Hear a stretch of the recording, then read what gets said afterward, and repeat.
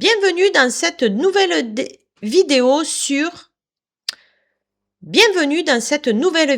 sur construire une démarche de prévention du risque chimique.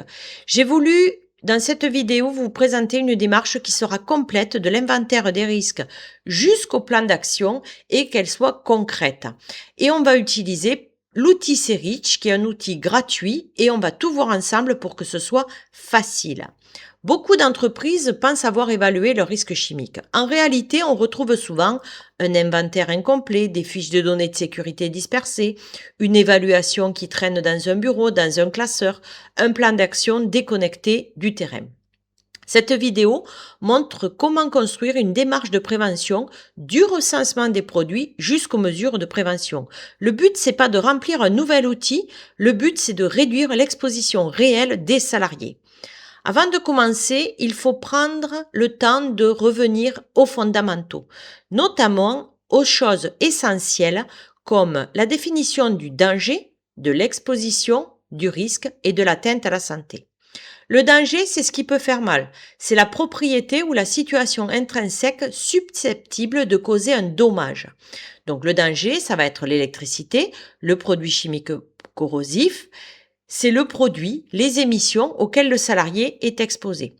Le risque, c'est la probabilité qu'une personne soit exposée au danger et que celui-ci provoque un dommage sur la santé du salarié. Le risque est égal au danger plus l'exposition du salarié à ce danger. Donc les risques sont souvent liés à quelque chose, donc liés aux produits chimiques, liés aux émissions, liés à l'électricité, liés à l'activité physique. Et pour finir, le plus simple, c'est l'atteinte à la santé, les effets sur la santé, le dommage réel que le salarié va subir. Donc ça, ce sont les brûlures, les irritations, les intoxications, l'électrisation, le décès, une fracture. Donc, n'oubliez pas, le risque, ce n'est pas le produit, c'est le produit dans une situation réelle de travail avec un salarié exposé. Comprendre le risque chimique, donc, c'est comprendre tous ces fondamentaux avant d'aller plus loin. Aujourd'hui, je vais vous montrer comment construire une démarche d'évaluation des risques liés à l'utilisation des produits chimiques et des émissions. Je ne vais pas vous présenter un tableau, pas un document, pour faire semblant d'être en conformité réglementaire, mais une véritable démarche pour agir. Une démarche qui permet réellement de réduire, voire de supprimer l'exposition des salariés au danger. Parce que on va retrouver dans beaucoup d'entreprises une liste de produits, des fichiers numériques, des fiches de données périmées, parfois même des tas de logiciels et parfois même des évaluations qui ont été faites par des consultants. On va reprendre ensemble toute la démarche opérationnelle et pragmatique jusqu'au plan d'action. Et vous allez voir que ça ne commence pas par l'utilisation d'un logiciel. Seule l'analyse du travail réel permet de comprendre le risque. Donc, on va commencer par faire un inventaire des produits. Pour ça, il va falloir se rendre dans les locaux de travail, en production, en maintenance, s'il y a du nettoyage, dans les zones de stockage, dans les zones de déchets. Il va s'agir de repérer les produits et de repérer notamment les produits oubliés, périmés, anciens, transvasés, mal identifiés, avec des bidons fuyants, mélangés. Ça va nous permettre d'avoir un inventaire. Cet inventaire, il faut qu'il soit le plus réaliste par rapport à votre situation de travail. Une évaluation ou un inventaire qui est faux, ça fait déjà fausser votre début de l'évaluation. Le risque chimique est caché est souvent le plus banal. Ça veut dire que le risque caché, ce sont notamment des produits qu'on ne soupçonne pas ou qu'on a oubliés. Donc, il s'agit de s'équiper d'un moyen de prise de notes et de passer dans les ateliers, à l'atelier de maintenance, au service nettoyage et d'identifier les produits oubliés, les produits qu'on n'utilise pas, y compris, n'oubliez pas les produits offerts. Beaucoup de commerciaux passent dans les entreprises en disant « Ah ben tiens, j'ai un nouveau produit, je vous laisse un échantillon, comme ça vous l'essayerez. » Attention, ce produit n'est absolument plus maîtrisé ni par l'entreprise, puisque des fois elle n'a même pas connaissance que ce produit est rentré dans son entreprise et du coup on ne maîtrise absolument plus le risque. L'objectif de cette étape, c'est de savoir réellement quels sont les produits présents dans son entreprise, pour quelle utilisation et par qui sont-ils utilisés. Ensuite, il va falloir faire du tri et de la suppression et du rangement. Donc, il va falloir trier les produits obsolètes, les doublons, tous les produits qui ont la même fonction, mais on en a plusieurs. Les produits inutilisés, obsolètes, les restes inutilisés, des petits bidons entamés, les stockages incohérents, le surstockage. Donc, il va s'agir ici de trier, évacuer, rationaliser. Chaque produit supprimé est une exposition potentielle supprimée. Cette étape permet déjà de réduire le risque avant même de l'évaluer finement. La meilleure prévention du risque chimique, c'est parfois de ne plus avoir le produit. Chaque produit supprimé est un risque supprimé. Dans certaines entreprises, rien que par ces deux étapes, on divise par 2 le nombre de produits. Et c'est ça, faire de la prévention.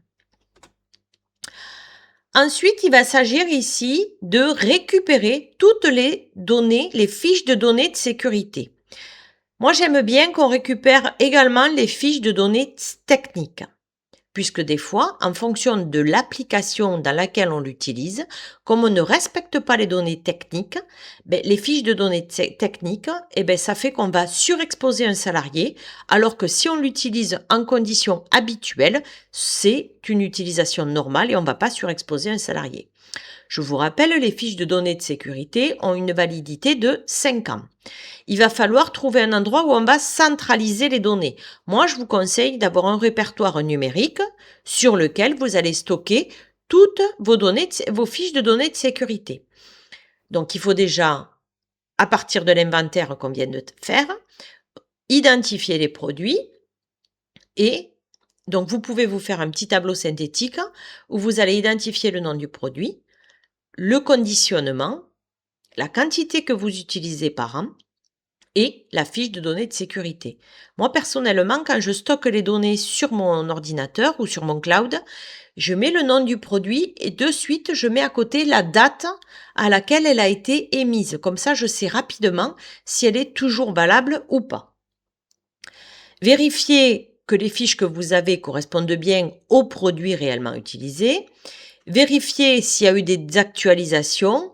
Repérez éventuellement les marques si c'est un critère pour vous. Et pour certains produits spécifiques, il va peut-être nécessiter d'aller plus loin que la fiche de données de sécurité. Ici, ça vous permet d'avoir un socle documentaire fiable. La fiche de données de sécurité renseigne sur le danger. Elle ne renseigne pas à elle seule sur l'exposition réelle, ni sur l'utilisation, ni sur les risques. Une fiche de données de sécurité est une source d'information. Elle ne remplace jamais l'analyse du poste de travail. La fiche de données de sécurité n'est pas une protection, c'est une base de travail. Passons maintenant à l'étiquetage. L'étiquetage, il va s'agir ici de vérifier l'étiquetage. L'étiquetage va vous permettre de vous assurer de la traçabilité de votre produit. L'évaluation commence aussi par la maîtrise des bases, donc l'étiquetage à la réception, l'étiquetage si les produits sont transvasés, l'étiquetage si les produits sont mélangés dans l'entreprise. S'ils sont en cours d'utilisation, on s'assure que l'étiquette soit visible toute la durée de l'utilisation. On va s'assurer également que l'étiquette dure sur le déchet du contenant ou des résidus. Et on va s'assurer de la cohérence entre le contenant, le contenu et les informations disponibles. Un produit non étiqueté, c'est un danger que l'on ne voit plus. Garantir la traçabilité, c'est garantir la traçabilité de la réception à l'utilisation jusqu'aux déchets, y compris lors des mélanges. Un produit non étiqueté, ça devient un danger invisible. Nous avons fini la partie 1 qui demande un petit peu de travail mais ne coûte rien. Maintenant, on va aller sur agir avant même d'évaluer. On va parler ici des locaux à pollution spécifique. La première question que vous devez vous poser, est-ce que mon atelier, ce service est un local à pollution spécifique? Si vous ne savez pas répondre, l'évaluation du risque chimique peut être déjà faussée. Je m'explique. D'abord, on va définir ce que c'est un local à pollution spécifique. C'est un local dans lequel on émet des polluants. En tant que polluants, il y a aussi des émissions, donc les gaz, les vapeurs, les poussières, en quantité suffisante pour nécessiter une ventilation adaptée du local. Je prends l'exemple d'un garage automobile, sachant que pour l'exemple qu'on fera avec l'outil C'est riche, j'ai également pris des produits chimiques issus du garage automobile. Mais bien évidemment, si vous êtes dans une menuiserie ou dans toute autre activité, ça sera la même chose. Donc, dans un garage automobile, il peut y avoir des moteurs qui tournent. Il peut y avoir des solvants de nettoyage, des solvants de peinture, des activités de ponçage, des fumées de soudage. Donc ici, on a bien des gaz, des vapeurs, des poussières. On est clairement dans un local à pollution spécifique. Et pourtant, dans beaucoup d'ateliers, la ventilation se résume à « j'ouvre les portes ». C'est souvent ce qu'on me dit quand je vais dans un garage, c'est souvent ce qu'on me dit. « Ah mais les portes, vous savez, elles sont souvent ouvertes, elles sont tout le temps ouvertes ». Ça, ce n'est pas de la prévention. C'est juste une micro-protection des salariés qu'on ne maîtrise pas. C'est-à-dire que le jour où on a un vent dominant qui va dans le sens de l'entrée des portes, les polluants, au lieu de sortir, ils re-rentrent dans l'atelier.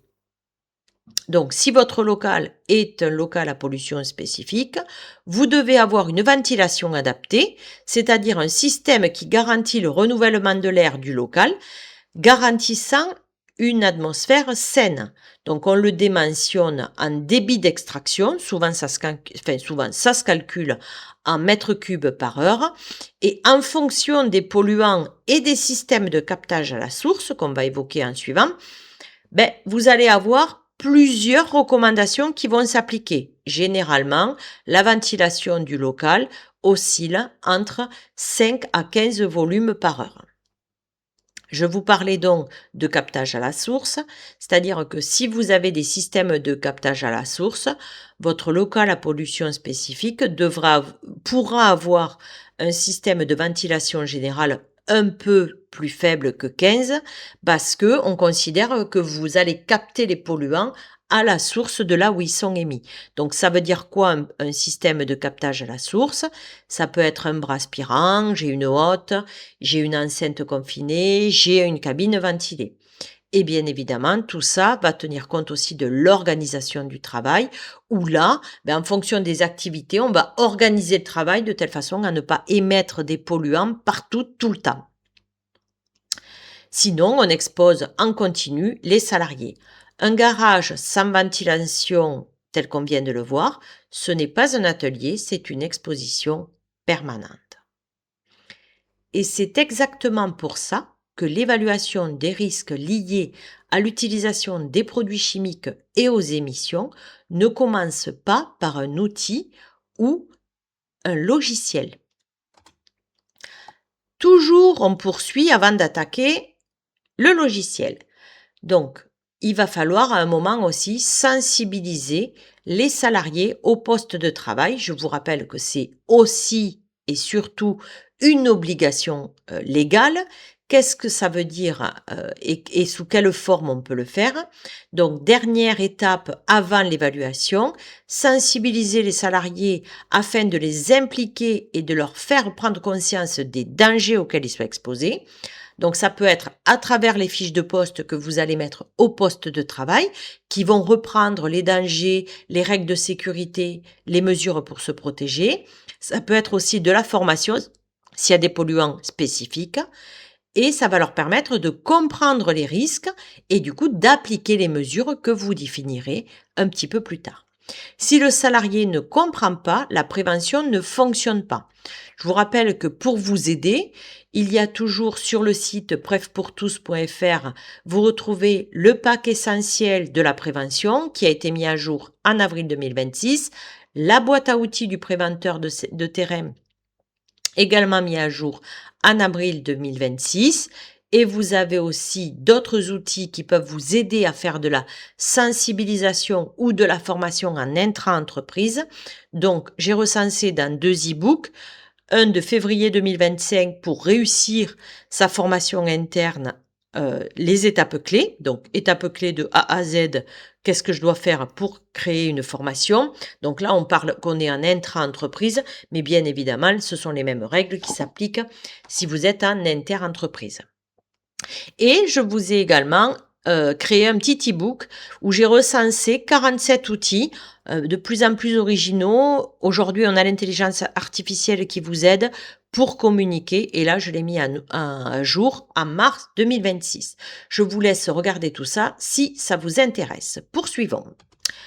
Donc, on va faire un petit break sur ce que vaut une évaluation déjà réalisée par un consultant où vous vous dites, ben moi je suis pas expert du domaine, j'aimerais faire ça, est-ce que c'est une bonne ou une mauvaise idée? Je vous propose qu'on le décortique ensemble. Donc déjà le consultant, en fonction de là où vous en êtes, vous ne devriez pas repartir à zéro. Ne jamais faire confiance aveuglément au document qui va être émis. Ensuite, il va falloir avoir des points de vigilance. L'analyse est faite uniquement à partir des fiches de données de sécurité. Est-ce qu'il y a des observations de terrain qui ont été faites et elles sont-elles prévues? Il n'y a pas de lien ou pas.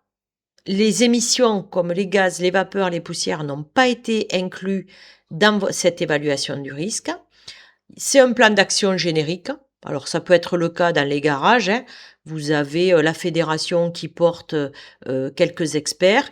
Et là, en fait, les experts, ils vous délivrent le même plan d'action dans tous les garages. Donc soyez très vigilants. Et surtout, si vous avez des résultats peu exploitables. Donc, ces évaluations sont coûteuses, elles ne sont pas forcément une évaluation pertinente. Je vous ai fait un petit état des lieux de mes constats sur ce type d'intervention faite par des consultants. Donc, par exemple, alors, il y a certains points qui sont sur plusieurs consultants, d'autres sur un seul, peu importe. Donc là, sur un produit qui est cancérigène, mutagène, reprotoxique, donc c'est-à-dire le plus grave et le plus dangereux pour la santé, le consultant a mis absence de fiche de données de sécurité. Ça, c'est clairement pas possible. On peut pas mettre ça. En tout cas, c'est pas une évaluation qui sera considérée comme sérieuse. Le document qu'on vous transmet n'a pas de date de réalisation, donc on ne sait pas à quel moment ça a été fait. Donc on ne sait pas à quel moment va falloir également le mettre à jour. Certaines activités très exposantes sont identifiées comme étant sous-traitées dans l'évaluation du risque chimique, sauf que moi, en fait, quand je suis allée sur le terrain, j'ai bien constaté que ce n'était pas du tout sous-traité et que du coup, ça aurait dû être évalué. Et l'évaluation, je vous rappelle qu'elle doit servir au client. Donc l'évaluation, elle doit vous servir à vous. Si le consultant met que c'est pas fait alors qu'en réalité c'est fait, ça pose 2 questions. Est-ce qu'il est réellement venu voir dans votre entreprise? Est-ce qu'il a aussi la compétence pour voir? Puisque est-ce qu'il est venu voir et il n'a pas vu que c'était réalisé? Alors on peut me dire, oui, mais il n'est pas là tout le temps. Oui, mais quand même, un consultant, c'est son boulot de faire ça.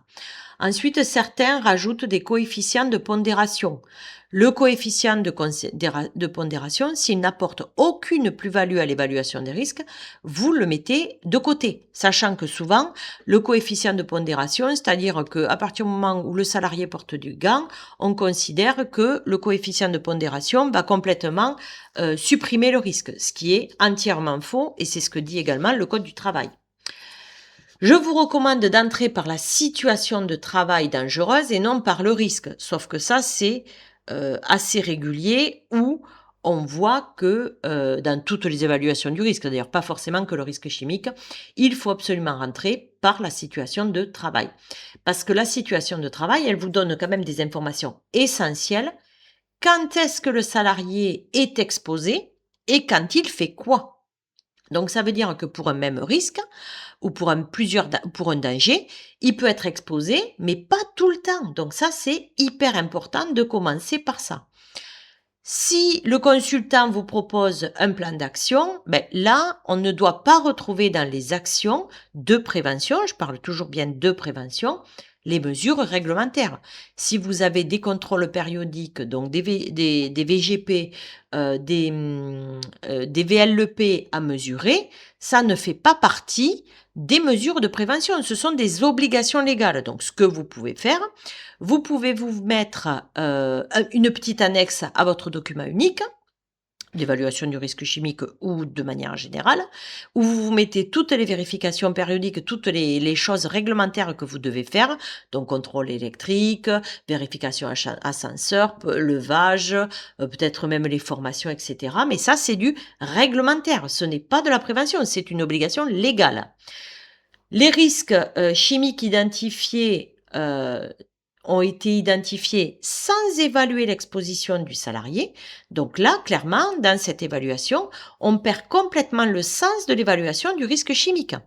Donc là, le consultant, pour moi, il n'a clairement pas fait son travail. Ensuite, les dangers, les polluants majeurs de l'activité, comme les émissions de moteurs diesel, les fumées de soudage, les poussières de ponçage, la préparation de peinture et la peinture n'ont pas été identifiés dans l'évaluation des risques. C'est-à-dire que le consultant s'est uniquement centré sur les fiches de données de sécurité et n'a pas du tout pris en compte les émissions qui peuvent être, je vous rappelle quand même, si vous ne le savez pas, émissions de moteur diesel, c'est cancérigène, fumée de soudage, cancérigène, poussière, ça dépend des poussières, mais ça peut être en tout cas cancérigène. Préparation de peinture, cancérigène. Peinture, cancérigène. Donc tout ça, ça peut entraîner des effets sur la santé qui peuvent aller jusqu'à des décès. Donc ne pas les avoir identifiés, là c'est vraiment pour moi quasiment une faute du consultant. Sauf que le consultant, comme lui, il n'est que sous-traitant, il ne pourra jamais être mis en cause. Donc, je vous rappelle, vous, si vous êtes employeur, ça fait partie de votre obligation. Donc ça, soyez ultra vigilant si vous voulez faire appel à un consultant. Si le consultant a utilisé notamment CERIC, ce qui est souvent le cas, il doit vous donner accès au logiciel où il a saisi vos données, vos fiches de données de sécurité. Il ne peut pas le mentionner sans réellement le faire. Les mesures de prévention doivent respecter les 9 principes généraux de prévention. Donc là, j'y reviens pas. Vous avez des tas de ressources, soit sur YouTube, soit sur mon blog concernant ça. Si vous préférez même, vous avez le podcast. Donc vous avez plusieurs moyens de retrouver des informations sur ce sujet. Concernant le DRPCE, que je vous ai mis un petit bonus, même si c'est pas ma partie, je connais quelques notions, j'ai quelques notions qui peuvent vous aider dans votre évaluation et du coup, je vous en fais part. Si un DRPCE est mentionné, il doit faire forcément l'objet de mesures de prévention. Et puis, encore une fois, si jamais il s'appuie sur des données officielles concernant des sources d'exposition, en disant, voilà, le salarié, comme il est exposé à ça, d'après la littérature, on peut dire que oui ou non, c'est mortel, c'est dangereux, il faut impérativement, forcément, qu'il vous fasse état des sources qu'il cite et des références, on va dire, officielles pour vous aider dans ce qu'il aura défini. Donc, on est d'accord, à ce stade, on n'a toujours pas évalué le risque chimique en totalité et surtout, on n'a toujours pas utilisé de logiciel. Et pourtant, vous êtes bien d'accord avec moi, on a déjà travaillé à la réduction des risques juste avec du temps de travail et zéro investissement. Maintenant, on peut évaluer les risques chimiques liés à l'utilisation des produits chimiques et des émissions. Donc, je vous ai fait une petite synthèse sur le consultant et maintenant, on va utiliser CERIC. CERIC va nous aider à structurer l'évaluation, mais il ne remplace pas l'analyse du travail réel. Maintenant, c'est le bon moment pour l'utiliser. L'idée est de replacer l'outil à sa juste place. Pourquoi utiliser Serich gratuit? Parce que c'est gratuit, parce que c'est guidant et ça offre plusieurs possibilités qu'on va voir ensemble. Il va vous aider à vous structurer. Il ne fait pas par contre à votre place, hein, on est bien d'accord, les données, il va falloir les rentrer proprement pour pouvoir les exploiter. L'important c'est la qualité des informations de départ. Donc tout le travail qu'on vient de faire, eh ben, on va l'utiliser. On va également partir des situations de travail pour les mettre en cohérence avec les produits, l'inventaire des produits. Comment éviter de transformer l'outil en un simple exercice administratif. Serich est utile si la réflexion est juste, sinon il structure une erreur. Alors, de quoi avons-nous besoin pour faciliter la saisie? Tout d'abord, on va aller télécharger l'outil. Alors, voyez, Google, Serich, alors je vais pas des partis pris, vous prenez le moteur de recherche que vous voulez, vous allez dans Serich, vous arrivez ici. Alors, Serich, c'est gratuit. Donc, quoi qu'il arrive, celui qui vous vend une prestation payante avec Serich, déjà, il y a un problème. Ici, vous faites télécharger et vous suivez. Alors, vous pouvez avoir un petit pop-up qui va bloquer en fonction de votre système ici. Là, il peut y avoir un petit blocage. Vous dites non, je veux poursuivre. Et normalement, il n'y a aucun problème, sachant que Serich offre quand même une assistance et une FAQ. Donc moi, je ne vais pas le télécharger, évidemment, puisque je l'ai déjà fait. Par contre, je vais le fermer, puisque j'ai beaucoup de choses ouvertes. Ça vous propose également, alors vous avez tout dans l'outil, hein, mais quoi qu'il arrive, vous pouvez le retrouver. Alors, il existe des tas d'autres vidéos sur YouTube qui peuvent vous aider. Moi, s'il y a besoin d'aller plus loin, il n'y a pas de problème, je le ferai. Il suffit de me le mettre en commentaire. Ou si vous avez besoin d'un outil pour vous aider, un petit tableau, je sais pas. Voilà, dites-moi en commentaire s'il y a des choses qui peuvent vous aider. Je vous les mettrai à disposition gratuitement à côté. Alors, vous avez cette dé là, 6485, qui s'appelle démarche d'évaluation des risques. Et là, on est dans la méthode développée par le logiciel Serich. Alors, là, vous retrouvez tout le... Alors, vous êtes absolument pas obligé de le faire, hein, mais voilà. C'est un outil qui peut vous guider, qui peut vous guider. Donc, le truc qu'il y a, c'est que moi, je suis partie un petit peu plus loin, un petit peu plus en amont que Serich. Et je vais un petit peu plus après que Serich. Donc du coup, le dé peut quand même vous aider. Ne vous en privez pas, ça coûte rien. Vous pouvez le télécharger si vous avez un petit blocage. Donc on arrive ici. Donc vous allez remplir tout d'abord vos données. Vous dites qui vous êtes, etc. Bon, ça vous n'avez pas besoin de moi pour le faire. Donc vous allez saisir et là on va commencer à saisir. Donc moi je vous recommande, comme je vous ai dit tout à l'heure, de vous préparer un petit dossier numérique où vous allez mettre toutes vos fiches de données de sécurité à jour. Vous allez également identifier les situations de travail où ces produits sont utilisés. Pour chaque produit, il faudra les quantités annuelles parce que c'est plus représentatif pour l'exposition des salariés. Moi, je fais toujours sur une année. Donc ça, en principe, en fonction de vos commandes, vous retrouverez facilement les quantités utilisées. Il faut également repérer le type de conditionnement et les quantités unitaires. Également le type d'exposition, si c'est cutané, par inhalation, etc. Et les fréquences d'exposition. Alors, on va commencer à saisir. Alors, pour commencer à saisir, donc vous voyez, je suis ici. Donc ça va se mettre à jour petit à petit quand on va remplir, puisque c'est la synthèse. On est ici, ajouter un produit. Donc tout ce qui est ici, là, on le verra tout à l'heure. Nous, on va faire produit étiqueté CLP. Alors, je vous ai mis le premier produit. Je vais vous le...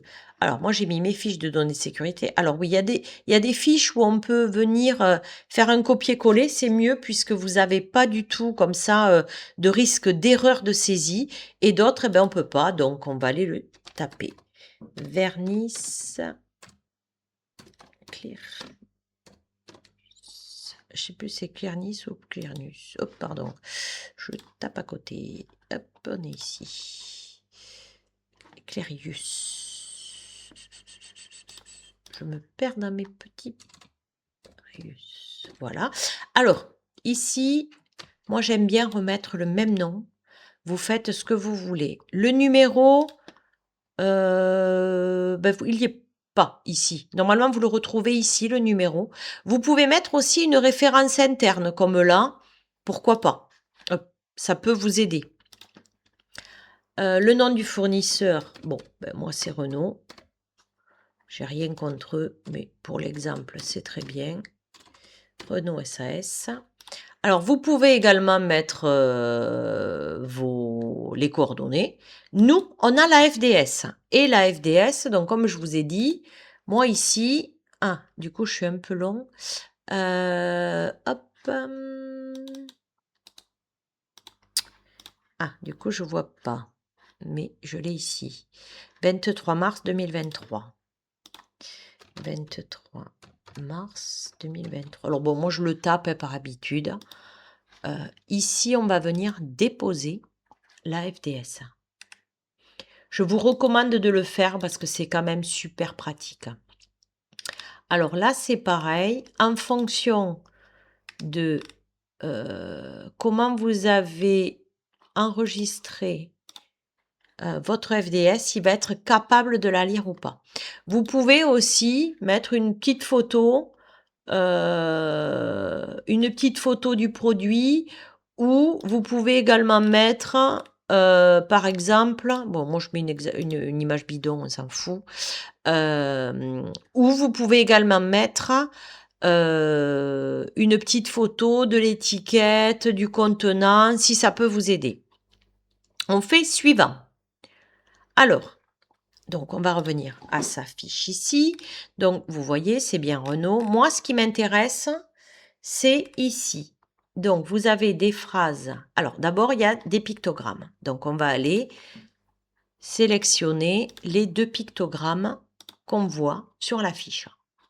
Ensuite, on a des mentions d'avertissement. Ce sont des phrases d'attention. Donc là, la mention d'avertissement, on est sur attention. Ensuite, il va falloir, c'est là où c'est fastidieux, je reconnais, mais l'outil en lui-même est quand même intéressant. Alors, on va H226, ici, on va les choisir. Alors, H226, donc normalement, elles sont dans l'ordre. Après, ce que je vous recommande pour aller un petit peu plus vite, c'est de venir les taper. H317. Et là, vous la sélectionnez et vérifiez bien qu'à chaque fois, elles se mettent en bas. Ensuite, on a 335. H335. Hop. Pourquoi 335? 335. Ensuite, on a 336. Alors, si vous avez 2 écrans, je ne suis pas très favorable en tant qu'ergonome aux 2 écrans. Là, pour le coup, je reconnais que pour cette partie-là, ça a une vraie plus-value. Vous pouvez avoir votre fiche d'un côté et votre écran Rich de l'autre. Bon, ça, c'est vous qui voyez comment vous êtes organisé. Donc là, on a fini de saisir les mentions de danger. On va aller saisir les conseils de prudence. Donc, P280, conseils de prudence. Tout est écrit. Hein, P280. Hop, ça n'a pas marché. J'ai été trop vite. Voilà. Ensuite, on a P210, P213, P210, P273, pardon, je crois que je me suis trompée. Je n'ai pas dit comme il faut. 261, P261, ok. Alors, je crois que c'est le suivant, 304, P304, 304. Voilà, le suivant, alors j'avoue que le suivant, il n'existe pas. Je l'avais vu déjà, 304. 304, j'avais vérifié déjà. 304, 312, il n'y est pas. Bon, en tout cas, c'est quand même en cas d'inhalation, donc je mets le 304, hein, mais c'est pas tout à fait exact. Et le 302, 352. P 302, 352. Voilà. Donc là, voilà, vous voyez ici, là, ça se fait tout seul. Vous n'avez rien à faire. Façon de parler. Alors, on va quand même aller rajouter celui-là, là, EUH 066, qui est ici. Hein. EUH 066. Voilà. Tac. On a tout mis. D'accord? Le reste, pour l'instant, on ne s'en occupe pas. Donc, on va faire suivant. Voilà. Donc, nombre de contenants à l'année. Alors, moi, je me suis fait mon petit tableau à côté. Donc, j'utilise 6 contenants par an. Donc, j'en ai entre 1 à 10. Quantité annuelle. Donc, la quantité annuelle, comme j'ai mon nombre de contenants, j'ai ma quantité, c'est 30. 30, ici. Alors, 30, moi, hop, pourquoi je peux... Ah, ouais. Saisir. 30. Et on est en litres, nous. Voilà, 30 litres. Alors, je dois avouer que ça, j'ai l'information, mais je ne l'ai pas mise. Mais, non, je vous perds là. Date d'arrivée dans l'entreprise. Alors, il y a certains produits, là, j'avais vu, ils sont arrivés depuis très longtemps. Bon, peu importe, vous mettrez date de fin d'utilisation. Nous, on l'utilise toujours. Tac, tac, tac. Donc, on est bon. Suivant. Voilà, ça vous dit ça. Et là, on fait terminer. Alors, je vous ai pas dit aussi, au départ, quand j'ai choisi le logiciel C'est Riche, il y a 2 niveaux, niveau 1, niveau 2.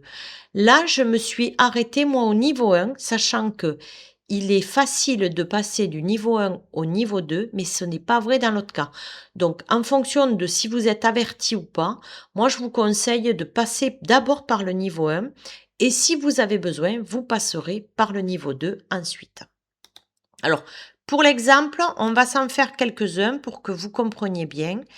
On va essayer de ne pas trop traîner. Au pire, j'accélérerai la vidéo. Mais voilà, l'idée, c'est celle-là. Donc là, c'est plus facile. Et là, vous voyez, en plus, j'ai la référence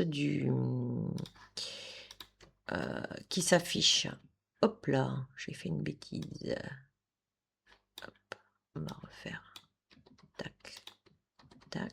Alors, le numéro, il y est. Alors, je ne sais pas si ça a un réel intérêt. Peut-être, mais je ne suis pas sûre. Tac, c'est toujours Renault. J'ai la fiche de données de sécurité. Elle date du 13 mars. On ne voit pas la date, alors je me le suis mis, mais voilà. 13 mars 2022. 13 mars 2022. Donc, c'est pareil, vous pouvez également vous surligner, pardon. Ah oui, c'est parce que je suis pas. Et là, on a dit que c'était le extra. Extra, il est là. Voilà. Tac, tac, tac. On est bon. On a mis la fiche. On est dans les phrases de danger. Alors, ensuite, on est ici. Donc, celui-ci, il a 3 pictos. Donc, on va de suite saisir les 3 pictogrammes. C'est ça. Ensuite, on a H226, H226, H315, 315. Ah, à chaque fois je fais un trait et ça va pas.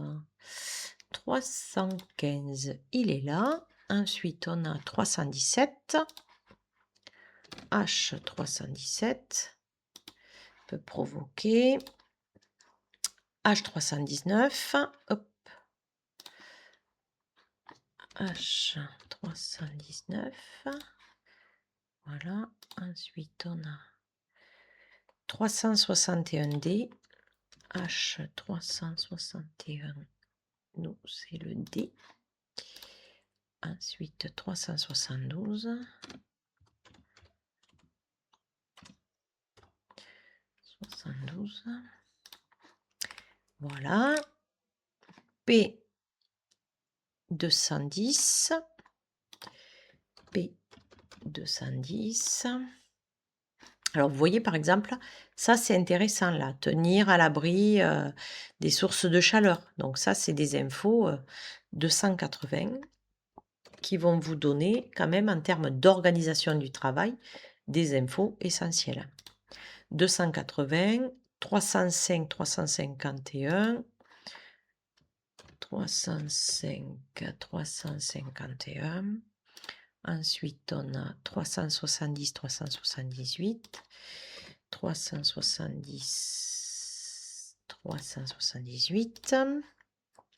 Et le dernier, P501. 501. Et on va rentrer ici, E200. EUH. Ah, il ne le connaît pas. 200. C'était pas 221. Ah non, 211, pardon, c'est moi qui me trompe. 211, voilà. Donc là, une nouvelle fois, on a fini de saisir le produit.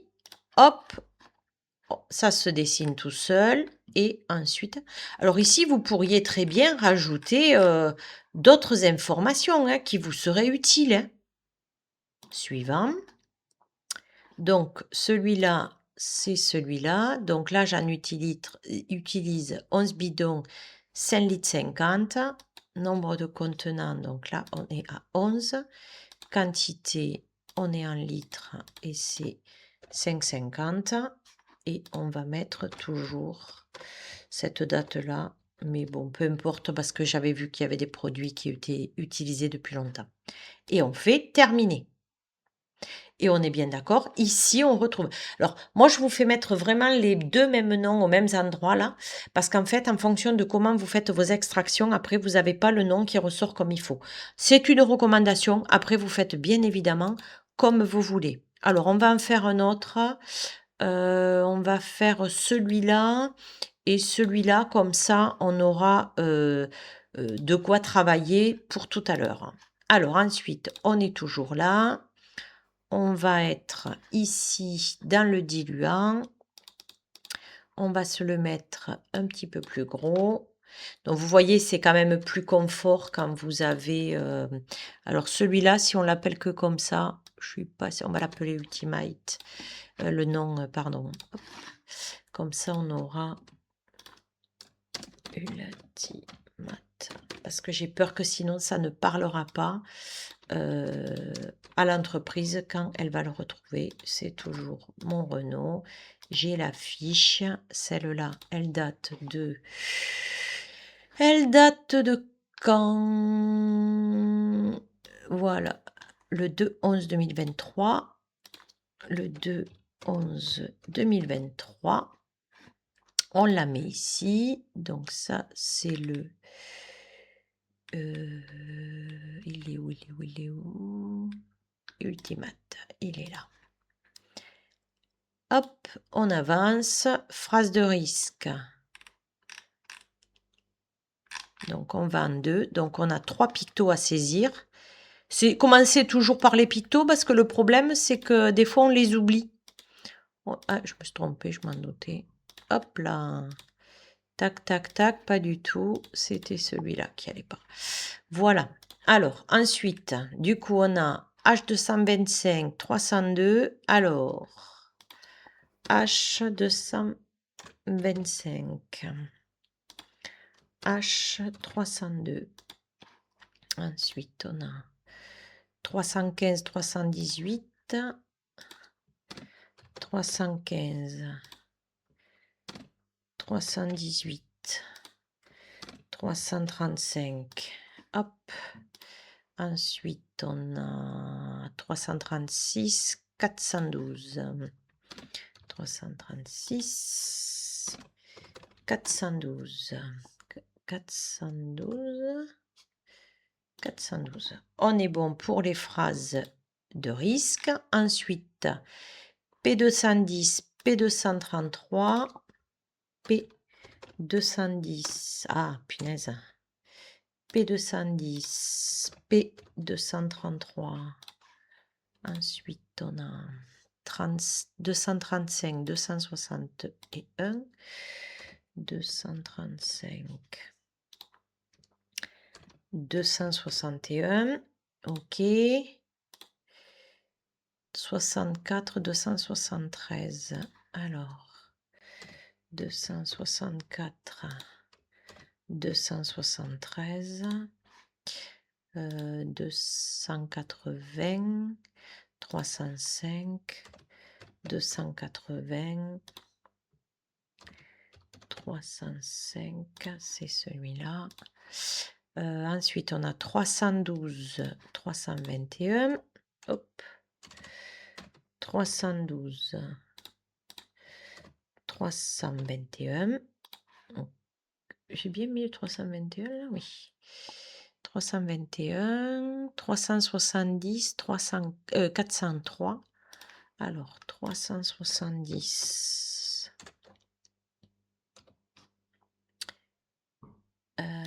C'est celui-là. 370, ah non, 78, 76. Alors, vous voyez, ben, c'est l'occasion de le faire. Hop, on s'est trompé. Hop, on supprime. C'est hyper facile. Et là, c'est 378 du coup. Je ne vous avais pas montré, donc ça tombe très bien. 403. P403 200. C'est celui-ci. Et 501. Et on aura terminé. P500. Je m'excuse, c'est un peu long, mais c'est quand même pour vous montrer la réalité, hein. Donc ici, vous voyez, on peut modifier ou on peut supprimer, rajouter. Vous faites comme vous voulez. Suivant. Alors, le Ultimate, là, j'ai 28 et 140 litres. 28, 140 litres. Donc, moi, on est sur du réel, hein, donc là, c'est plus facile, hein. Au moins, ça sera assez pédagogique. Tac, tac, tac. Et vous voyez, on pourrait, alors c'est pas ici, on pourrait venir rajouter une fiche produit. Je vous propose qu'on s'en fasse un dernier, puisque le dernier est intéressant à exploiter avant de passer aux émissions. Alors celui-là. Alors ça, c'était un exemple que je vous avais mis de fiche de données de sécurité, de fiche de données techniques, pardon, pour vous montrer qu'on n'a pas tout à fait les mêmes, le même contenu. Bon, là en plus, elle est en anglais. Mais on peut avoir des informations qui pourraient être utiles sur des dosages, des choses comme ça, en termes d'utilisation, pour le coup. Donc celui-là, on ne le fait pas. Nous, on a dit qu'on faisait le liquide. C'est celui-ci. Alors, touc, touc, touc. Ah, alors ça, c'est rigolo parce que là, il est indiqué en 500 millilitres sur la fiche de données de 5. Ah oui, en 600 millilitres. Donc nous, c'est du 600, hein. Celui que moi, j'ai dans mon atelier, c'est du 600. Voilà. Donc, j'ai mon petit numéro. Clac. C'est toujours du Renault, je pense. Je n'ai pas regardé. Oui, c'est du Renault. C'est toujours bon. On est... Hop, pardon, ça a changé de page. Ici, du coup, on a 3 pictos. Oui, celle-là, elle date de... Elle date hop, pardon. Le 10 mars 2025. 10 mars 2025. On va inclure sa petite fiche. C'est celui-là. On fait suivant. Et on est reparti sur les phrases. Alors, H222, H229. Alors, H222. H229. H315. Ensuite, on a 336, 411. 336, 411. Voilà. Alors ensuite, ah mince, P 210, 211, 251. Alors, 210, 211, 251. Ensuite, 410, 412. P 410, 412.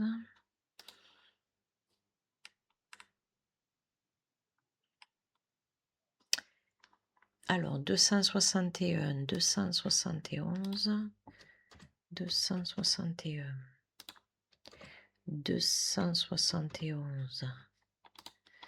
Voilà. Après, on a 273, 280, 273, 280. Voilà. Et ensuite, 302, 331, 302,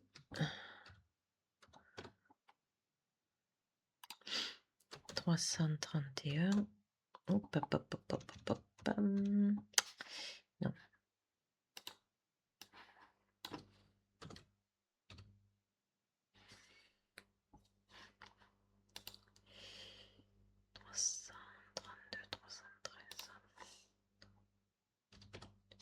313, clac, et 304 et 501 et 304, 340. On est là. Bon. Ah, on n'a pas saisi nos petits pictos. Vous voyez, on a vite fait de les oublier. Donc, tac, tac, et je crois que c'était ça. Clac, clac, clac. On est bon. Tac, tac, tac. Suivant. On a mis la petite fiche, je me souviens plus. Oui, on l'a mis. Un petit doute là. Oui. Voilà. Et ici, on est à 128 et 76,8. Alors, 128 et 76,8 litres. Hop. Et là, on remet à peu près pareil. Pardon, 96. Là. Voilà. Terminé. On est bon.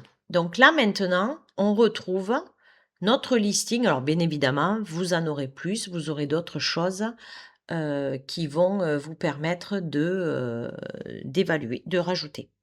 Alors, du coup, c'est maintenant que nous allons rajouter les émissions.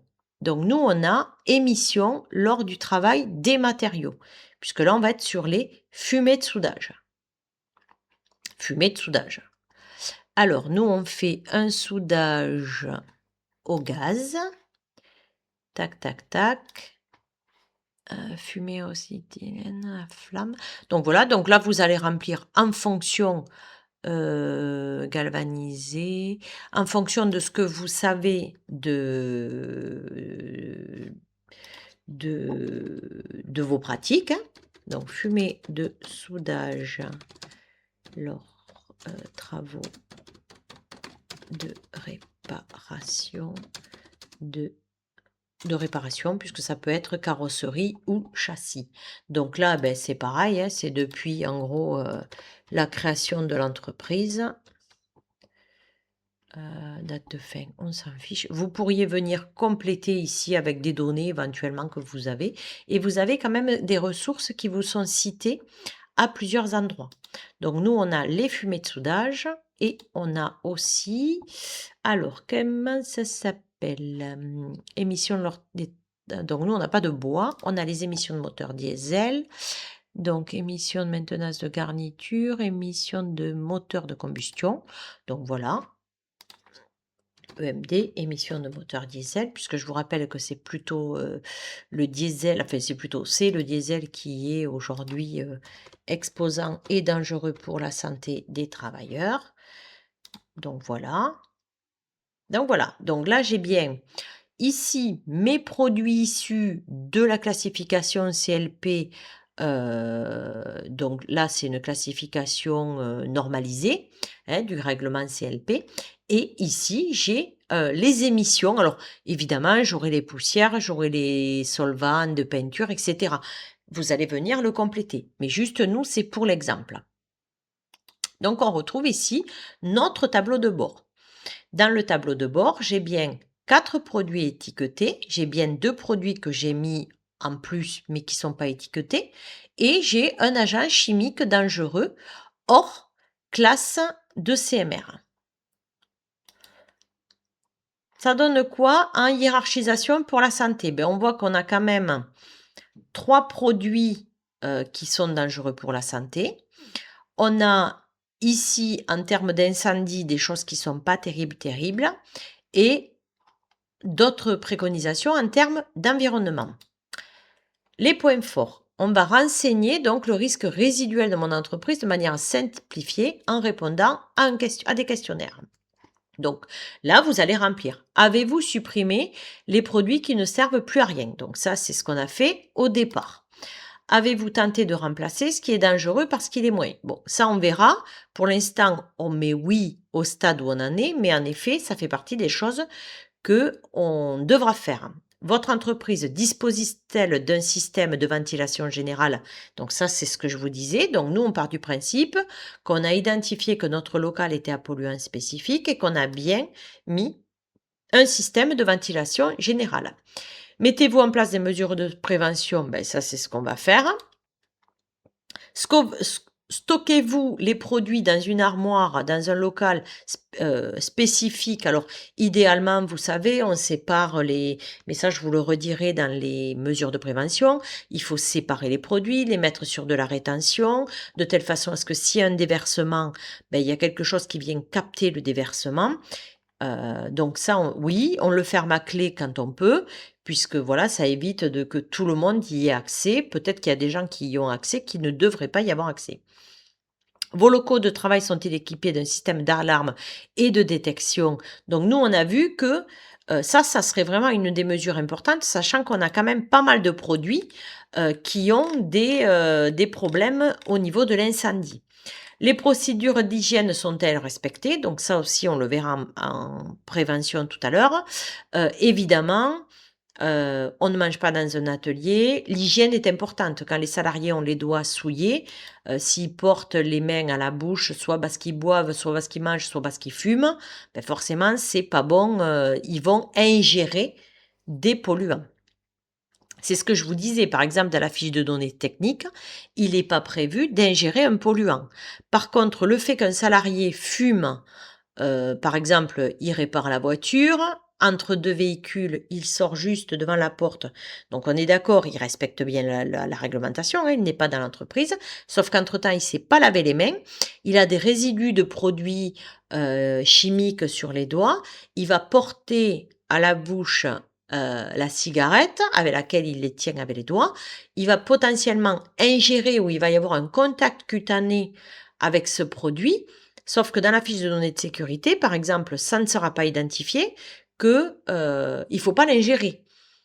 Mais vous allez dire, ah ben non, mais moi, il ne mange pas les produits, c'est pas fait comme ça. Sauf qu'en fait, on pense rarement à toutes ces opérations, même ça peut être, par exemple, je vais faire une facture, hein. Je fais une double activité, je fais de l'atelier, puis aujourd'hui la secrétaire est pas là, je vais répondre au téléphone et tout ça, c'est pareil. On peut venir se polluer sans s'en rendre compte. C'est pour ça que la partie sensibilisation des salariés est fondamentale. Les salariés sont-ils informés? Ça, c'est ce qu'on vient de dire. Existe-t-il des mesures spécifiques pour la collecte des déchets? Donc tout ça, évidemment, vous aurez à le mettre en place. Là, on va faire suivant. Donc, la liste de vos produits à forte priorité a subi une modification. Veuillez remplir ce questionnaire pour évaluer le risque pour la santé. Donc vous voyez, bon, moi on me dit souvent c'est compliqué, c'est difficile. Moi je le trouve quand même hyper guidant, hyper accompagnant pour un outil gratuit. Les produits à très forte priorité pour la santé liés ci-dessus sont-ils utilisés dans des cuves ou des procédés fermés? Donc évidemment que non. Existe-t-il des systèmes permettant de réduire l'exposition aux produits à très forte priorité pour la santé des salariés? Aspiration, captage, etc. Donc ça, on va dire actuellement non, mais en tout cas, c'est ce qu'on va mettre en place. Les produits à très forte priorité pour la santé ci-dessus sont-ils mis en œuvre manuellement? Donc oui pour le diluant, oui pour l'aérosol et les émissions de moteurs diesel, ça fait partie. Donc là, on vous rappelle que quand même, quand c'est mis manuellement dans les récipients et tout ça, vous devez disposer d'une douche et de rince-œil. Donc ça fait partie des dispositifs obligatoires.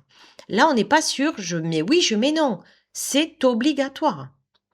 Des salariés autres que ceux mettant en œuvre les produits à très forte priorité pour la santé ci-dessus travaillent-ils à proximité des zones d'utilisation ou d'émission?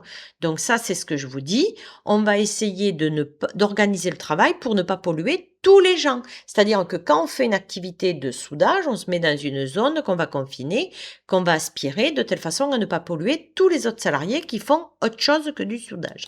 Donc ça, on va mettre non, puisque nous, on va le faire. Enfin, là, c'est pareil, on va faire des choses en place. Hein. Le captage, forcément, celui-ci, vérification, oui, si besoin. Il faut vérifier l'état de l'aspiration, évidemment, mais échanger les filtres si besoin. Ensuite, on est sur l'incendie. Donc, les produits sont-ils utilisés dans des cuves ou des procédés fermés? On a dit non. Existe-t-il des systèmes permettant de réduire l'exposition? On a dit... Bon, là, de toute façon, on va le faire. Hein. Ça, on n'aura pas le choix. J'ai l'impression... Non, je suis toujours pas... J'ai bien avancé. Les produits, est-il chauffé?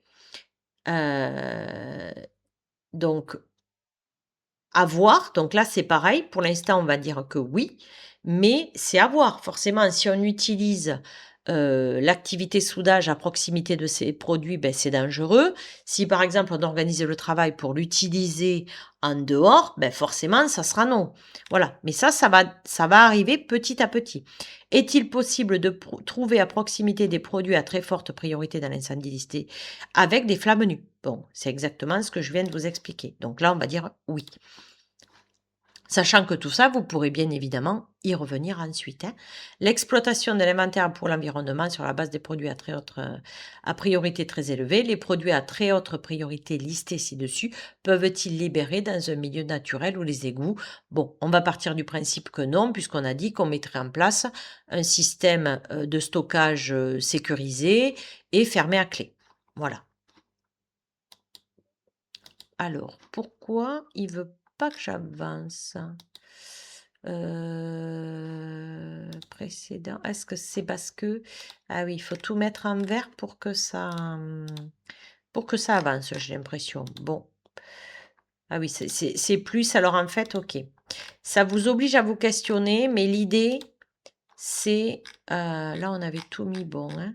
C'est aussi pour vous faire... Alors, c'est très bizarre. Pourquoi je peux pas? Pour enregistrer, vous devez finir de répondre. Alors, attendez, j'ai dû rater une question. Je vois pas laquelle, mais... Tac, tac, tac. Là, on a bien tout répondu. Donc, non, c'était pas lié à la couleur. Ah voilà, c'est celle-là. Des salariés, nanana, travaillent-ils à proximité des zones d'utilisation? On a dit que non. Enfin, on organisera le travail. Du coup, on fait terminer. Bon, ok. Donc, bon, là, vous le ferez en fonction de vos priorités à vous. Hein.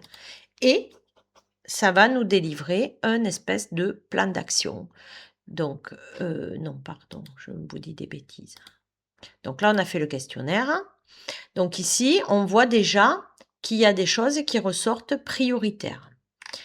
Que ce soit, donc les fiches de données de sécurité, on a 0 produit. Et là, par contre, vous voyez, ça vous a mis qu'il y en avait une qui était périmée. Donc ça, c'est hyper intéressant. Comme ça, en un coup d'œil, vous savez où vous en êtes. Alors, plan d'action, hop, voilà. Donc ici, ça vous réexplique la légalité. Donc là, on est vraiment sur quelque chose pour le coup de réglementaire pour l'instant. Mais c'est pas grave. Nous, on va venir ici ajouter des actions. Donc ça, on va le faire, mais tout à l'heure. Pour l'instant, je vous ai pas parlé des actions, donc on va pas le faire. Donc là, ça vous dit juste que dans le cas des produits de soudage, vous devez avoir un permis de feu. Mais ça, c'est du légal. Les atmosphères explosives, c'est pareil, c'est du légal. Alors, on va essayer d'en prendre un autre plan d'action, voilà. Suivi individuel renforcé parce que vous avez des expositions à des CMR, c'est du légal. Retour au plan d'action, voilà. Synthèse du plan d'action, donc là, nous, on va venir l'enrichir, ce document. Ici, vous avez produit étiqueté dans l'ancienne version, donc nous, on a celui-ci qui ressort ancienne version. Mais voilà, ça veut dire qu'il faudra aller chercher la nouvelle version du produit. Ici, on pourrait rajouter des produits et on peut évidemment exporter les données. Donc, pour l'instant, vous voyez, nous, on a fini ce qu'on avait à faire dans Serich. Donc, on revient à notre petit outil ici. Donc là, on est sur... Alors, avant quand même de poursuivre sur la suite, on va faire un petit focus quand même sur les opérations de nettoyage des émissions. Notamment, on a bien dit qu'il fallait bien qu'on saisisse nos émissions, chose qu'on a fait ici. Bon, évidemment, il pourrait y en avoir d'autres. Sur les émissions, donc le vrai sujet, ce sont les poussières, par exemple, sont-elles remises en suspension? Y a-t-il des pratiques particulières qui font qu'elles vont exposer plus? Balayer, par exemple, c'est réexposer, c'est-à-dire que la poussière, elle est venue se poser au sol et nous, en balayant, on va venir ressoulever les poussières. Donc, ça veut dire que les opérations de maintenance, de nettoyage doivent être prises en compte dans l'évaluation de son risque chimique. Par exemple, un mécano qui vient faire l'entretien d'une machine, d'un tapis, de machin, qui va recoller, par exemple, un tapis qui dessert les chaînes de production. Peut-être que la colle, elle peut être CMR, ce qui est parfois le cas.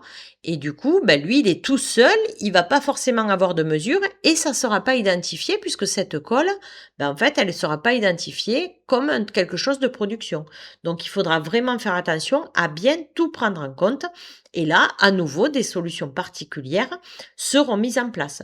Donc, il ne faut pas oublier toutes les phases d'entretien, de maintenance des machines et des équipements de travail qui peuvent être très émissives pour les salariés.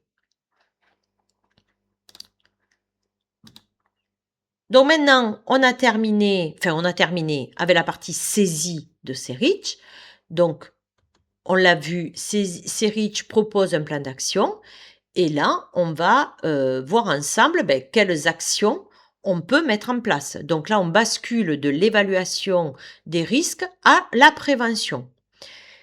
Ce que produit l'outil, donc comment on va interpréter les résultats, on l'a vu. Comment on priorise, ça se fait tout seul. Comment distinguer, il y aura peut-être des mesures qu'il faudra mettre immédiatement. Il y aura peut-être des mesures techniques, organisationnelles, mais il faudra peut-être aussi venir compléter ces actions de formation et mettre des équipements de protection individuelle complémentaires à ceux qui existent déjà. Donc maintenant, il va falloir relier toute la partie Serich à l'activité liée au travail réel et le plan d'action n'a de valeur que s'il tient compte réellement des conditions d'exposition. Le plan d'action, ce n'est qu'une base. Il va falloir prioriser la faisabilité et le lien avec le terrain des actions.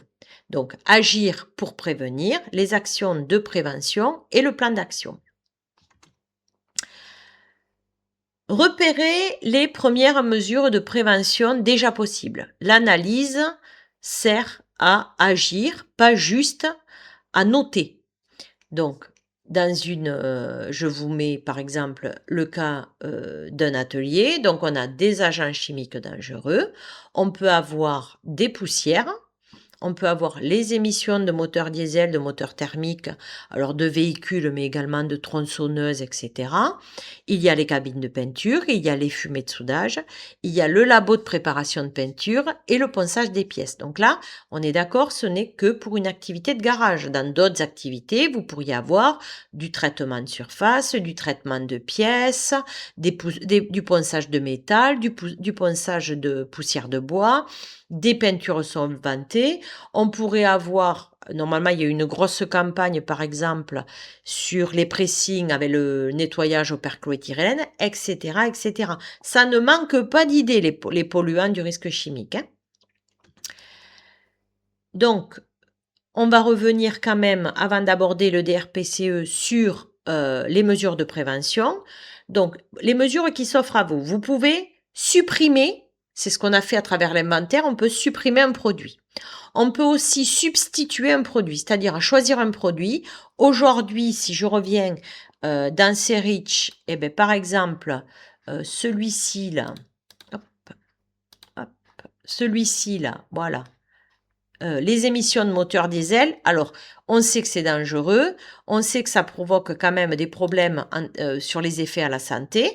Ben là, par exemple, qu'est-ce qu'on va faire? Alors, on va revenir à notre petit plan d'action. On est ici et il n'est pas ici. Évidemment, on est, hop, plan d'action, voilà.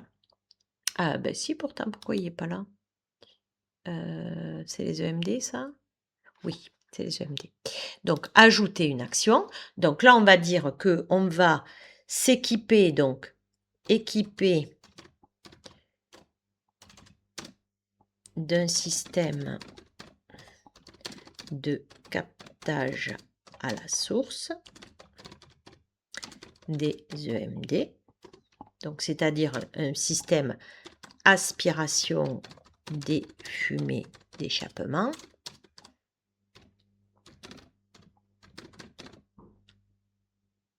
Donc oui, j'aurais pu le mettre ici. Bon, peu importe, hein. J'aurais pu détailler, faire quelque chose de plus simple ici. Ok. Voilà. Si on peut être un peu... Hop, voilà. Catégorie. Donc là, on est sur le risque. On est sur celui-ci. Donc là, voilà. EMD. Ah, mais ça c'est pas fait comme il faut. Annuler. Ça ne s'est pas fait comme il faut. Hop.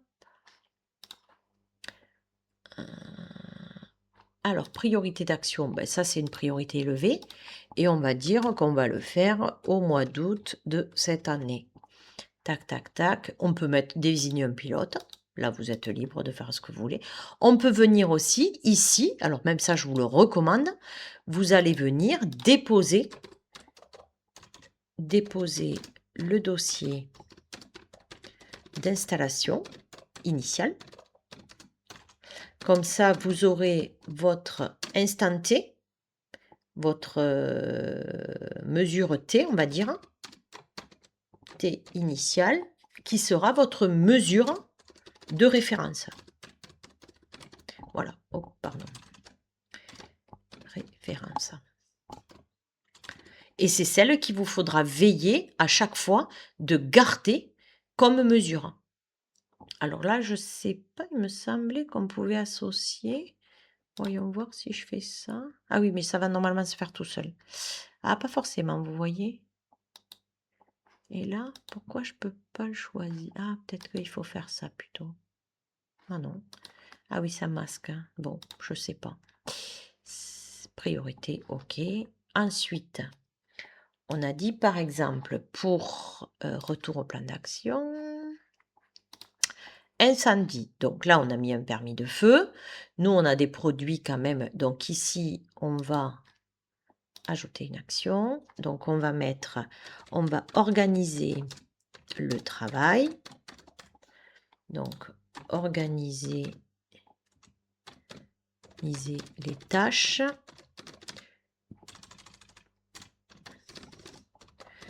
Pour isoler oh là là, les activités de soudage des produits chimiques de telle façon à ce que ça n'impacte pas. Après, on peut dire aussi que comme il y a un permis de feu, par exemple, les activités de soudage se termineront à 15h30 puisqu'on est ouvert, de telle façon à pouvoir faire le suivi du permis de feu le temps qu'on est présent. Suivi du permis de feu. Voilà. Excusez-moi, je fais beaucoup d'erreurs. Hein. Alors, la rubrique, on est sur incendie. Alors, on peut être également sur explosion. Hein. Produits concernés. Donc là, on a celui-ci, par exemple. Oui, l'aérosol, c'est sûr. C'est priorité élevée. Et on va dire, pareil, 1er août 2026. Tac. Et pourquoi je ne peux pas le valider? Pilote, priorité élevée. Ah oui, je me suis trompée, pardon. C'est pour ça que ça ne va pas.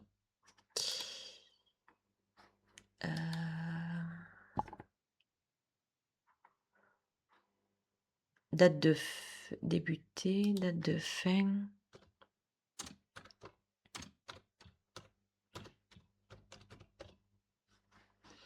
Voilà. OK. OK. Oui, c'est parce que j'ai cliqué 2 fois, rassurez-vous. On pourrait également mettre... Alors, attendez, il faut que je revienne ici, parce que je ne sais plus du coup ce qu'on a. Retour au plan d'action. Parce que voilà, en fonction des produits que vous avez mis, permis fumée de soudage. Donc là, on va... on n'est pas là-dessus. Il faut revenir ici. On est sur ici. Ah oui, fumée de soudage, il ne le met pas ici en risque, mais nous, on va le mettre quand même. Donc, on va mettre une achat torche aspirante. Aspirante, donc achat, mesure technique. Technique. Voilà. Donc là, on est en modéré. On va dire qu'on fait ça en juin 2026. Ça peut avoir débuté là, peu importe. Voilà. Alors ça m'embête que je puisse pas mettre... D'habitude, je pouvais le mettre. EMD, fumée de soudage. Annulé. Ok. Bon. Synthèse de vos actions. Et voilà ce que ça vous donne. Bon, évidemment, il faudrait le remplir. Alors, je vous rappelle que tout ce qu'on met ici, vous pouvez l'exporter. Donc, c'est quand même assez intéressant. Test.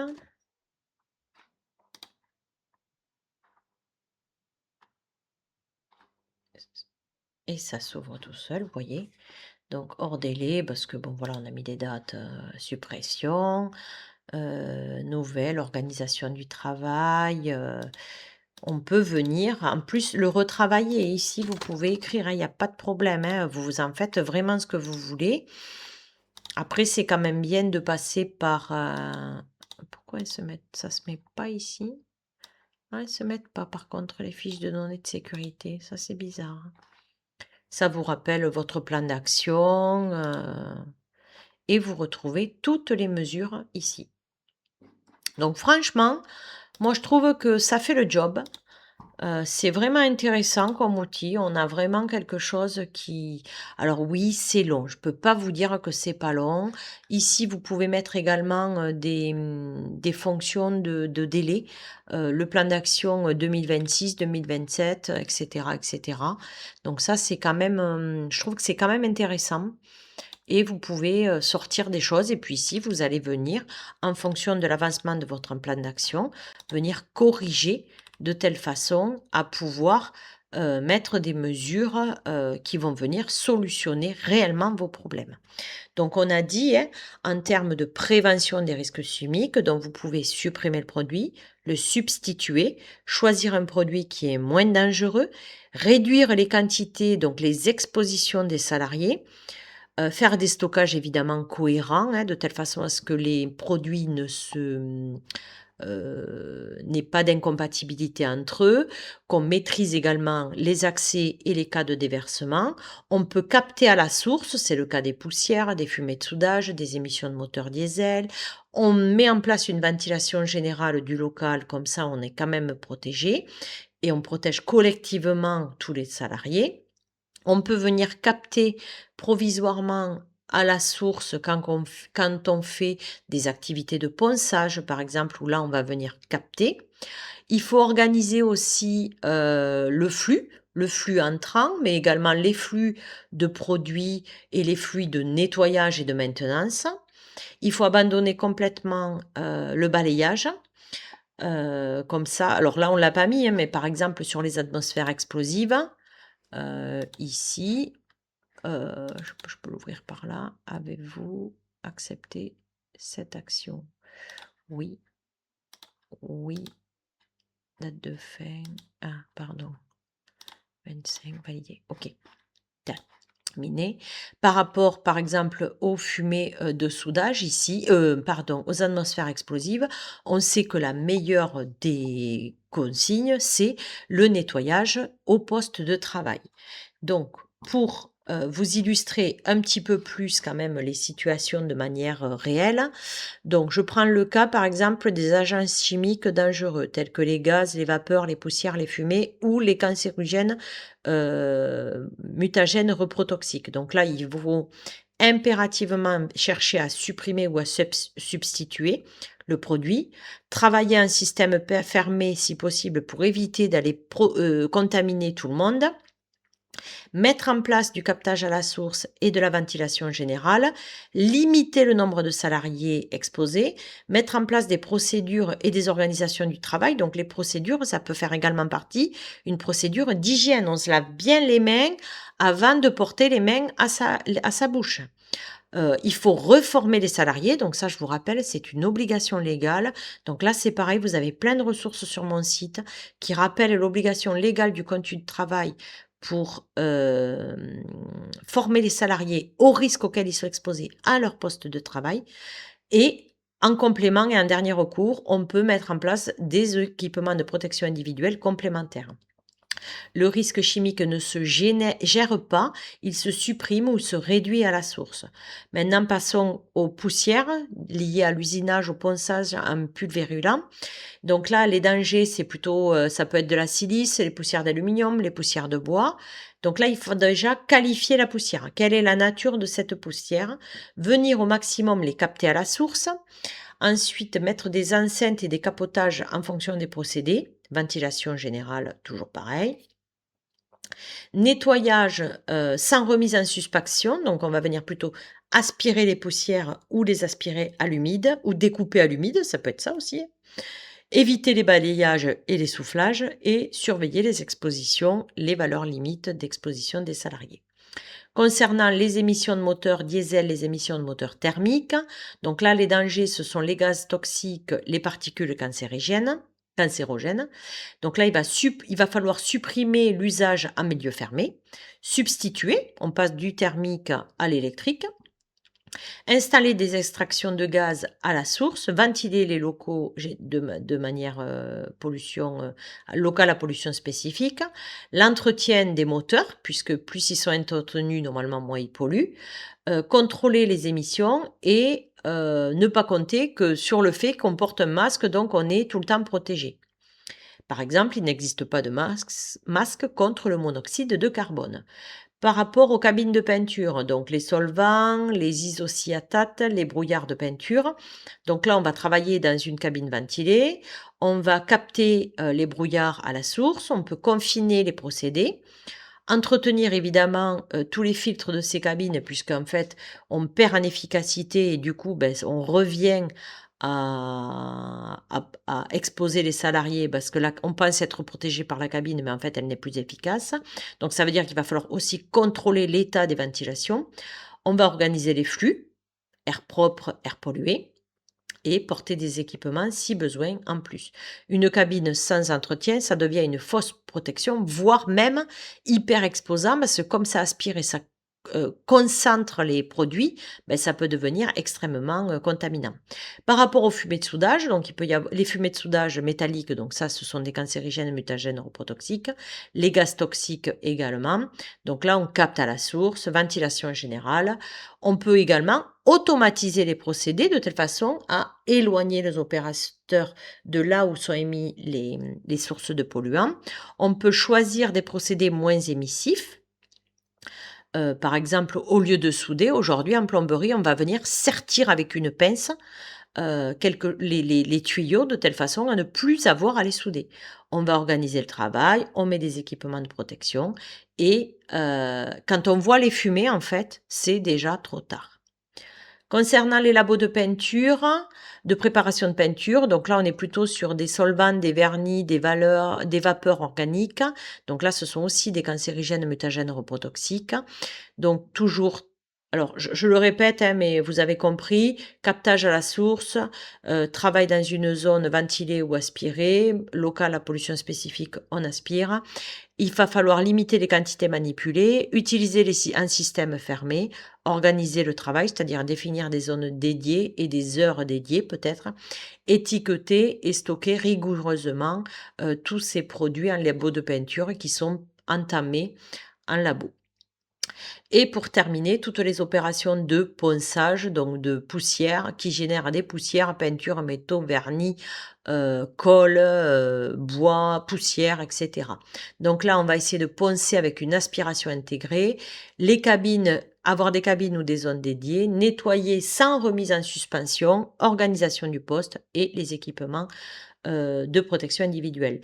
De manière transverse, donc il faut évaluer les expositions. Ça, c'est une obligation réglementaire. Réduire les concentrations au plus bas par la ventilation et le captage à la source et respecter les valeurs limites d'exposition pour les salariés. Et maintenant, il est indispensable, comme je vous l'ai dit tout à l'heure, de former les salariés aux risques et leur situation de travail et notamment aux risques chimiques, surtout de les former aux mesures de prévention appliquées pour leur santé et leur sécurité. En plus, prévoir la mise à jour des fiches de poste et les afficher dans l'atelier. Aujourd'hui, il peut y avoir des fiches ultra pédagogiques, ultra sympas pour les salariés, pour qu'ils comprennent rapidement ce qu'ils doivent mettre en place.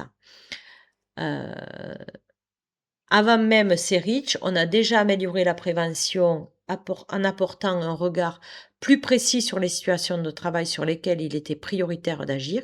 Une démarche sérieuse ne commence pas par un outil ou par un logiciel, elle commence toujours sur le terrain, elle peut s'appuyer sur les produits, les fiches de données de sécurité, les situations réelles, les émissions, les pratiques de travail. Elle se termine par des mesures de prévention cohérentes, pas par un simple document archivé. Peu importe le produit ou l'activité, les mesures de prévention sont toujours les mêmes. On va venir supprimer, substituer, capter à la source, ventiler, organiser le travail, former et en dernier, on va venir protéger les salariés avec de l'équipement de protection individuelle. Si vous partez du travail réel, vous avez déjà une démarche de prévention. Une évaluation du risque chimique ne se résume ni à une liste de produits, ni à des fiches de données de sécurité, ni à un logiciel. Une vraie évaluation part du terrain avec l'analyse de l'exposition réelle, puis débouche sur des mesures de prévention cohérentes. Si votre plan d'action ne contient que des équipements de protection individuelle, des consignes de travail, ce n'est pas de la prévention liée à la réduction du risque lié à l'utilisation des produits chimiques et des émissions. Si vous faites uniquement ces REACH, vous faites une évaluation. Si vous faites toute une démarche, vous faites de la prévention. Et si vous voulez que je décortique un cas concret dans une entreprise ou faire une information supplémentaire, n'hésitez pas à me le dire en commentaire. on termine avec le bonus sur le DRPCE. Donc, le DRPCE, je vous rappelle, c'est le document relatif à la protection contre les explosions, pardon, et c'est un document obligatoire qui formalise l'évaluation de la prévention du risque lié aux atmosphères explosives dans l'entreprise. Donc, il est intégré à votre document unique d'évaluation des risques professionnels. Il est rédigé comme tous les autres documents par l'employeur ou en tout cas sous la responsabilité de l'employeur et il doit faire l'objet d'une mise à jour. L'employeur établit et met à jour un document relatif à la protection contre les explosions et l'intègre au document unique. Quand faut-il faire le DRPCE et quand est-il obligatoire? Dès qu'il existe un risque lié aux atmosphères explosives, c'est-à-dire dès que vous avez des gaz inflammables, des vapeurs de solvants, des brouillards, des poussières combustibles, une zone ATEX, donc là c'est un mélange air plus combustible plus inflammation possible. Donc là vous avez une zone ATEX qui est faite et donc vous devez faire un DRPCE.